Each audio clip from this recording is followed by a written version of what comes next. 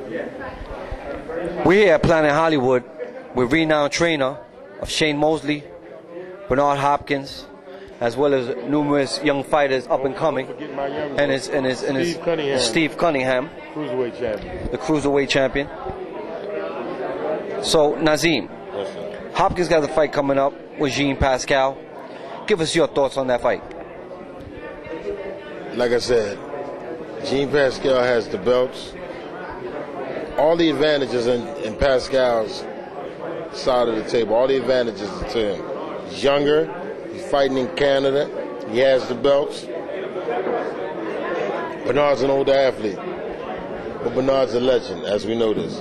And we see the difference between legends and champions. And Bernard has to convince Pascal and influence him and introduce him to those differences. Bernard told me that tomorrow it's back to the gym, back to training, and actually he'll be sparring. Yeah, why won't you give him a break due to the 4 tour, city tour, jet lag, or anything like that? It was a break. You're sitting in first class with your feet up. Yeah, that is a break. That ain't how you came up in this sport. It is a break. My thing is now, I have to find in the gym if we have flaws, if there's deterioration. I have to find that out in the gym. See, my thing is, if you go in knowing my elbow is not right, we can orchestrate a strategy around you not having to use that elbow like that. So we have to find out in the gym, is this guy old? This ain't no young guy here. He ain't the youngest brick in the wall. We know that. Regardless of how you can preserve your body, this thing don't stop turning for nobody. Nobody. Brett Favre, Jay Rice, they all got to sit down at some point in time. This thing don't stop turning for nobody. Hey man, he just showed up old one night. I believe you showed them signs in the gym. Somebody just wasn't paying attention. I'm gonna pay attention. So you'll know if you're old. You'll know if you're old because I'll get fired. So I'm sorry to interrupt you, but so what do you say to the critics who talk about his fight with Bernard Hopkins and him being shown being old in that fight? You mean the Roy Jones fight? I mean the Roy Jones fight. Sorry. I'm gonna tell y'all what I've told y'all for years. At home on my couch, I'm 799 and up. I wish they let me push my couch up ringside. On my couch, I can tell you how to fight everybody. I can tell you how to beat everybody. On my couch, I can tell you some of the things that the Phillies need to be doing. From my couch with no event. So when you sitting home just pointing out, now I'm sitting in front of Bernard Hopkins, and it's a crucial moment for me because my fighter sits down in front of me and he can't see. Roy hit him in the back of the head. If y'all watch him afterwards, he's pawing with his jab trying to find Roy Jones. Because when he sat down in the corner, he can't see. But when you home, you got the privilege to sit there and put a chip in your mouth and say, oh, he faking. Because you've been hitting the back of the head so many times and it's never affected you like that. When you home. See, home is a comfortable place to be and point the finger and make assumptions and all that. Like I said, home, I'm flawless. You put me on that couch, I'm a beast. I'd have thought about taking one of them cushions and bringing it ringside. I'm a monster on this cushion. How do you come up with strategies for certain styles and certain fights? Well, one is don't get it twisted. Don't let any trainer lie to you. You have to be blessed with certain athletes. See, because we can sit down and put up a strategy and say, we're going to pass him the ball, you're going to set the pick, and then Nazim, you're going to dunk the ball. We in trouble. I don't care how well that strategy is laid out. When it comes to me to dunk the ball, we in trouble. Yeah, man. I'm going to tell you, y'all might as well work out another one. Because that's not real. So as trainers are working, and they want to have jobs. So they make themselves look like, hey, I'm the guru, be all of end all. No, man.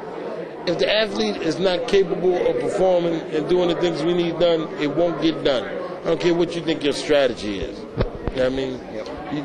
I've been blessed to have guys who can follow them out and who trust me in that sense. You also work with Sugar Shane Mosley. My man. We saw him against Mayweather and most recently against Sergio Mora. What's next for Shane? Shane is in a transitional period where as though he's learning other ways to get things done outside of just his tremendous athletic ability.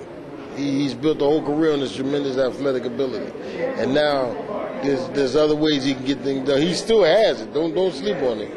You know what I mean? Like I tell you, Shane can hurt anything in his weight class. Not anybody, anything. But there's still other things that have to come around that, because these young kids that are coming up to fight him, they grew up idolizing him. So they prepared well, because they've been watching him for years to come up and fight against him. But you saw in the Moore fight a scenario I hope we don't get in this fight, where a guy is not here to win. He's here to try to go the distance. And if that becomes a problem, it's always difficult to fight somebody who won't fight back with you.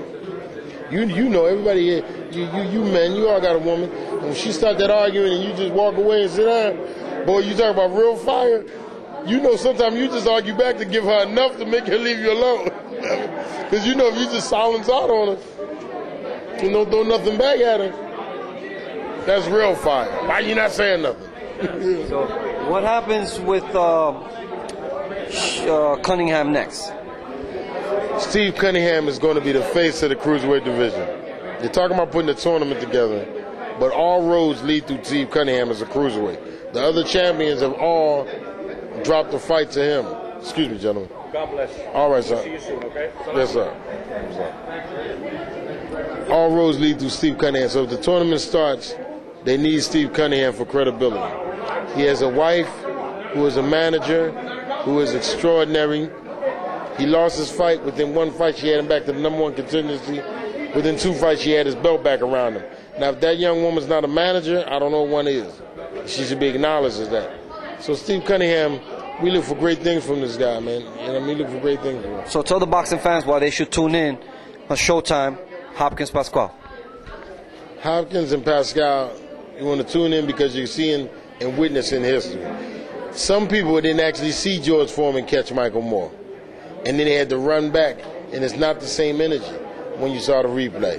You got home to see it, and people already told you what happened.